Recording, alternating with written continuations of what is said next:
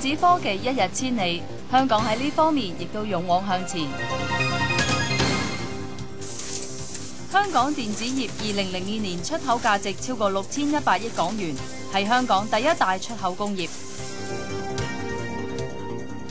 港商生產嘅線路板已經達到國際級嘅水平，而香港亦都係全球10大電器出口地之一。取得驕人嘅成績，當然係非一般嘅人馬。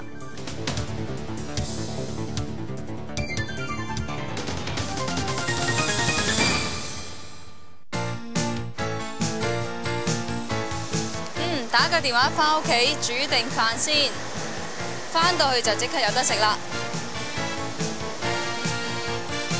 等我開埋個冷氣先。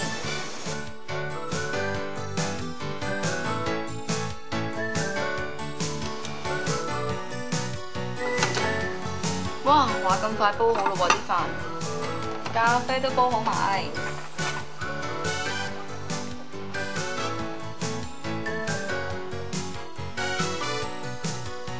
我哋而家可以過啲咁舒適嘅生活，全靠就係科研人員同埋工業家嘅共同努力，幫我哋研發同埋生產一啲先進嘅電子同埋電器產品，令到我哋可以進入電子世界嘅年代。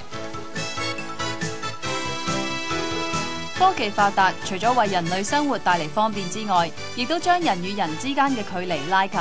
而資訊科技會係未來發展嘅重點。例如電話已經唔再係傳送聲音咁簡單啦，更加可以傳送圖像添啊！有個鏡頭喺度，咁啊，如果去到邊度，咁啊想將你嘅影像咧話翻俾你嘅即係啲朋友聽咧，對住自己或者對住你想要拍嘅嘢咧，就可以錄咗一個短片。如果喺屋企咧加一個鏡頭咧，就可以打電話翻屋企咧，就即係睇到屋企嘅情況。我哋呢個就係應該係全世界最細嘅，即係真正嘅開放平台嘅 PDA 電話。權智國際集團喺89年推出全球第一部英漢電子詞典，成功建立品牌。但係隨住電子消費品日新月異，而家佢哋轉為致力發展電子手帳同埋手提電話，主要針對內地同埋香港嘅市場。不過競爭好劇烈，對手往往都係跨國嘅大財團。咁韓國、日本咧，佢哋咧就係用大企業。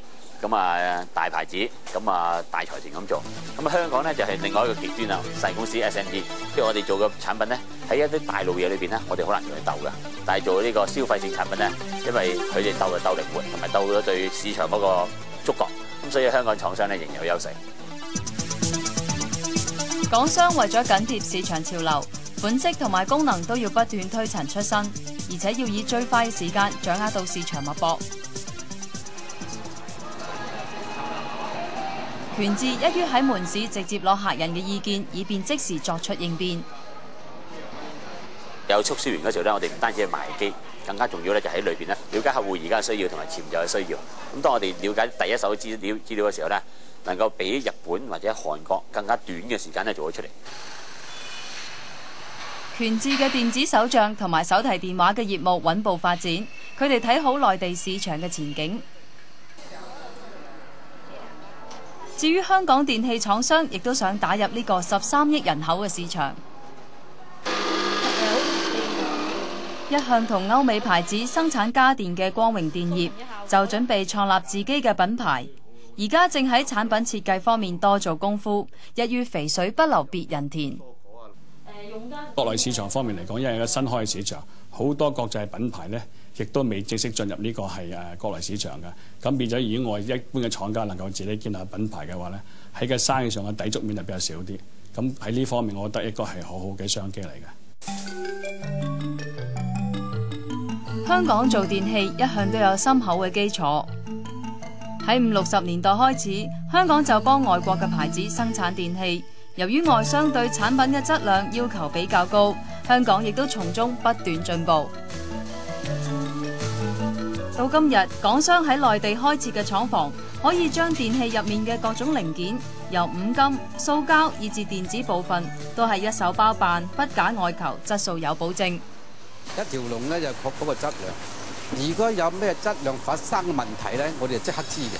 如果咧我哋要外求嘅話咧，俾人去做啊，咁人哋交入嚟啦。咁唔多唔少咧，如果佢有問題咧，我哋係會有時唔發覺。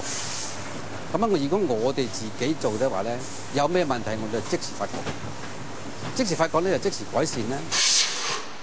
不過要開拓內地市場並唔容易，尤其係民營企業係強勁嘅競爭對手。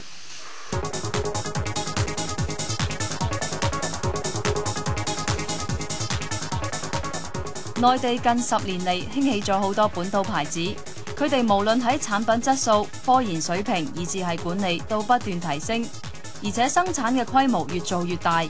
有見及此，有啲港商反而會側重國際市場。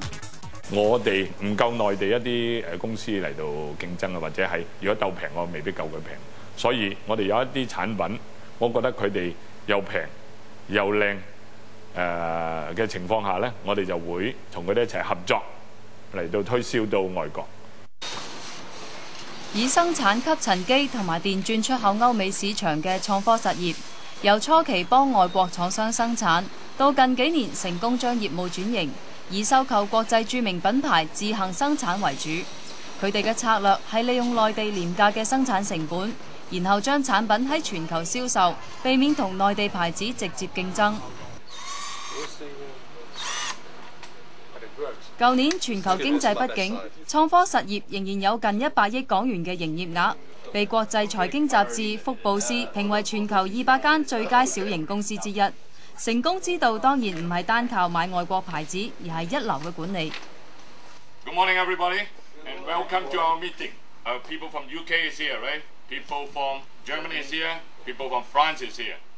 我哋呢個係即全球嘅國際會議啦，全國不同嘅地方嚟啦，有美國啊、歐洲啊，咁就主要將我哋所新develop 嘅產品咧，就推廣俾佢哋咧，亦都同樣咧，佢哋咧就會有一啲佢哋喺當地嘅受歡迎嘅產品係通知俾我哋啦，咁就作為一個溝通。港商善於掌握市場信息，至於用人就兼容並蓄，因為咁樣只可以達到成本最平、效果最好。